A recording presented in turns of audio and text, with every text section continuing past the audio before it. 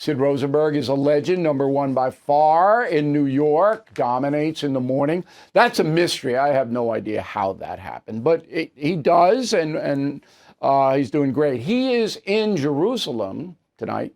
Been there for a few days, going to stay till next Sunday. So I'm glad you're safe. I didn't know they had a tanning salon in Jerusalem, but I see that you have used it.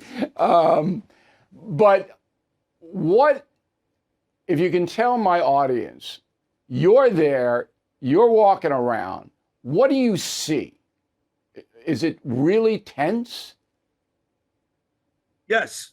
One word answer. It is really tense. Now, I am in Jerusalem tonight. Our hotel room is in Jerusalem. And tomorrow, Bill, we'll be doing the show live from Jerusalem. But today, on October the 7th, we decided to try to get to Gaza as close as we can to where all the devastation happened a year ago today. And we got there. We did our show from a radio station in a little town called Sderot, which is about 15 minutes at the most walking from the Gaza border. It is right there, Bill. In fact, all the way down there, we passed the site of the Nova Music Festival. There were hundreds, if not thousands, of people gathering there, family members of the kids that were killed a year ago.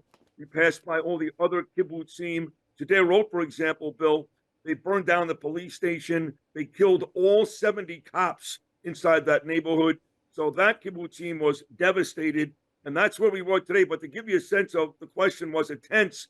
Before the show started this morning, there's about 20 people in this little building, 10 men, 10 women that were helping us get ready for the show. They were strangers, but lovely people.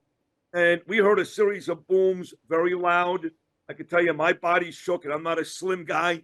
Then we heard sirens, and then some young girl literally ran, grabbed my arm, said, "Seed, Seed, let's go." She literally dragged me into a bomb shelter where we spent the next 3 minutes, 10 men and 10 women nestled against each other while the bomb threat went away. And I have to tell you, to start the day like that is a bit unnerving.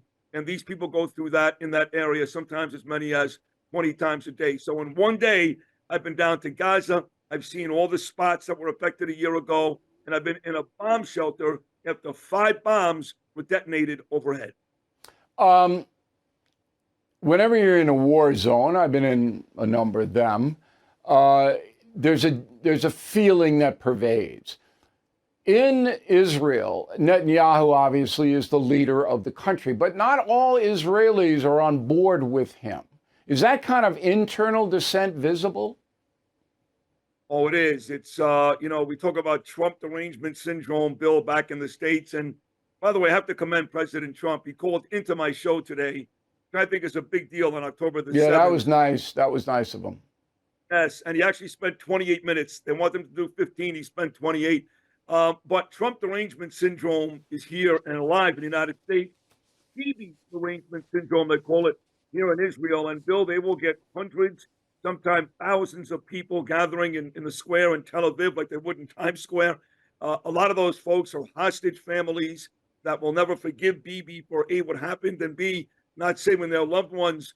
So it is a crowd that is a bit split. But I will tell you this, talking to a lot of people who cover politics here in Israel every day, not just while I'm here, if there was an election tomorrow, the thought is that for the 5th time in 6 elections, Bibi would win and would win relatively easily. So with all the negative things we see and hear about Trump in the United States and Bibi here in Israel, it looks like the fact is both of those guys would win. Trump coming up in less than a month and Bibi coming up next year. Is there any anger directed toward the Biden administration for its, they try to float above it. To their credit, they're giving Israel weapons and money, but they're not behind Israel. You know what I'm talking about.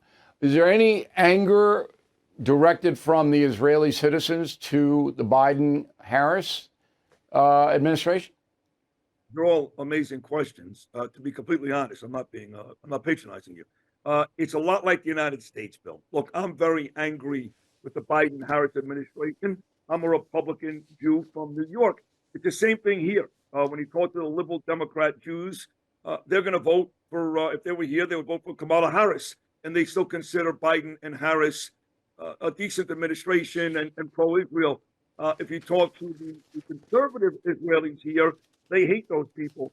I do believe, though, that over the past couple of months, Bill, that there have been Jewish people that would have told you a year ago they like Biden and Harris and have now completely changed their mind. They have.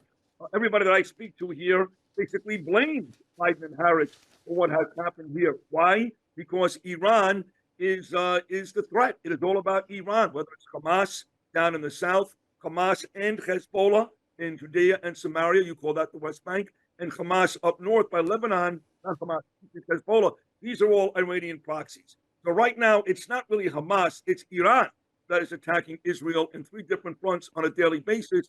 And they know, like we know, that the Biden-Harris administration gave them money, loosened all the restrictions and sanctions Donald Trump put in place. So the answer is yes, they're angry and they do blame the Biden-Harris administration, as they should. And those sanctions that the Biden-Harris administration lessened, that was a terrible geopolitical, unforced error. And every time that Harris is asked about it, she doesn't answer. She tells you she was raised in a middle-class family. That's what you get. All right, Sid, now stay safe. I know you're a macho man and all that, but stay safe. We have your back with the Mets. Jets is a little tough. We had them with the Mets and the Yanks. And I look forward to you coming back in one piece, all right?